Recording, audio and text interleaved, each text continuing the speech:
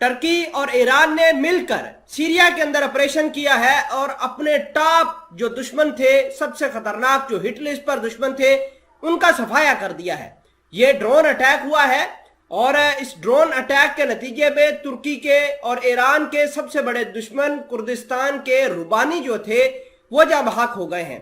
नाजरीन ग्रामी, इसके अलावा तुर्की और ईरान जो है ये मिलकर और भी टेक्नोलॉजी के ऊपर काम कर रहे हैं। और आपको ये भी बता दें कि ये आने वाले दिनों के अंदर तुर्की और ईरान की इन्फ्लुएंस जो है ये काफी ज्यादा होने वाली है। और आपको ये जानना बहुत जरूरी है कि ईरान और तुर्की ने मिलकर कुछ ऐसे ड्रोन्स के ऊपर काम करना शुरू कर दिया है जो बहुत ही ज्यादा अहमियत का हामिल है, जो मिडल ईस्ट के लिए गेम चेंजर साबित हो सकता है।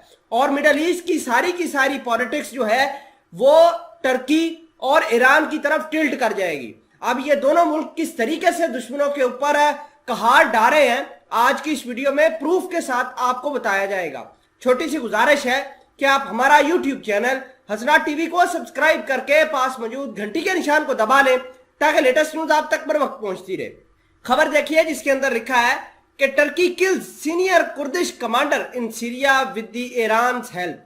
इस खबर के अंदर यह लिखा है कि टर्की को जो इतला दी थी वो ईरान ने दी थी और टर्की फिर अपना TB2 ड्रोन लेकर इस शख्स को कत्ल करने के लिए आया। इस शख्स का नाम था यूसुफ महमूद रुबानी और इसका जो कोड नेम था वो यूसुफ था, कभी इसको रुबानी के नाम से भी जाना जाता था। ये बेसिकली 1990 से लेकर 2010 तक कुर्दों की पार्टी के टॉप कमांडर रहे, फिर एग्जीक्यूटिव बॉडी के हेड बन गए 2010 के बाद।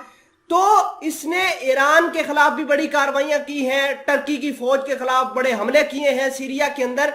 और ये जो शख्स यूसुफ रुबानी हलाक हुआ है ये बेसिकली 6 अगस्त को हलाक हो गया था, लेकिन ईरान ने और टर्की ने आज ज्वाइंट स्टेटमेंट जारी की है और जिसके अंदर ये बताया है कि ये हलाक हो चुका है।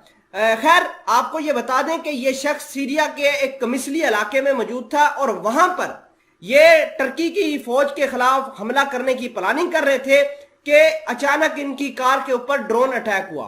और ये इंफॉर्मेशन जो दी थी वो ईरान के जंगजू जो कि सीरिया के अंदर बहुत ही ज्यादा एक्टिव है, बहुत ही ज्यादा काम करते हैं ज्यादा, तो वहां पर इन्होंने टर्की के साथ शेयर की। और टर्की जो कि सीरिया के अंदर बहुत ज्यादा मिलिट्री हेजमनी बना के बैठा हुआ है, इसके बहुत सारे बेसिस भी हैं, वो अचानक वहां से अपना एक ड्रोन उड़ाते हैं TB2 और इस शख्स को कत्ल कर देते हैं। खैर इस शख्स की हलाकत की कंफर्मेशन हो गई है।